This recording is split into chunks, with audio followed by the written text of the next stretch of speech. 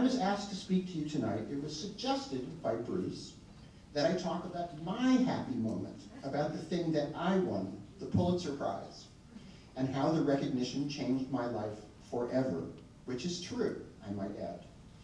And my first thought was that this would be a great opportunity to right the biggest wrong of the whole Pulitzer process, that as a winner, you are never asked to give an acceptance speech. So it is nothing like the Academy Awards. You never get the chance to stand up in front of an audience and thank all the people who helped you get where you have gotten. And I thought this might be a great time to do that. Well, imagine my surprise when just 2 days ago, a new crop of Pulitzer winners got announced. And they are all worthy, great, exalted, exciting creators. Their lives are now all changed for good, as my life was. And they all now have the same looks on their faces that Craig and Eve have. They are all basking in the glow of knowing that for this moment, the world accepts them for themselves. In particular, it was very moving to talk to the composer Steve Reich after he received this year's prize, much deserved. Steve never expected that such a thing would happen to him, and I could tell even over the phone that he was really, really happy, and that he too also had that look on his face. And again, this is a beautiful, beautiful, beautiful thing. But where does that leave me? Because 2 days ago, I was this year's Pulitzer Prize winner. And now, I remember all those years watching the Miss America pageant. A new Miss America is crowned, the old Miss America walks over and gives the new Miss America her crown. And both of them are crying and crying. I didn't realize until this week that they are crying for very different reasons.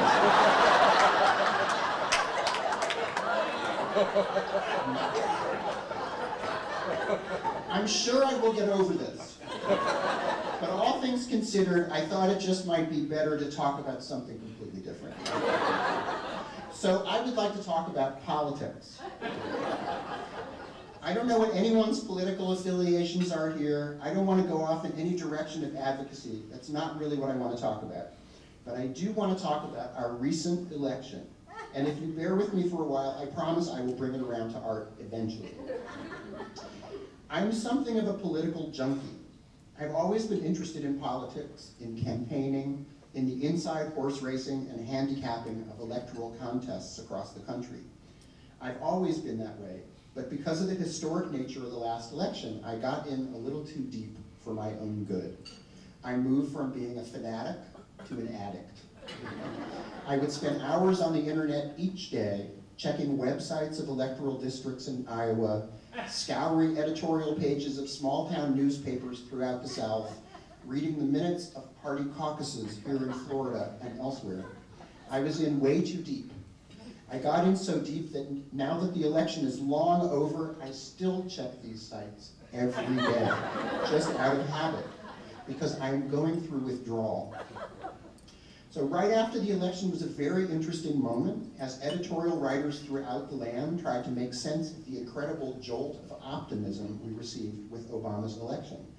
Everyone agreed that it was a great moment for our democracy, but I also remembered many, many articles by people trying to predict just how great a President Obama could be.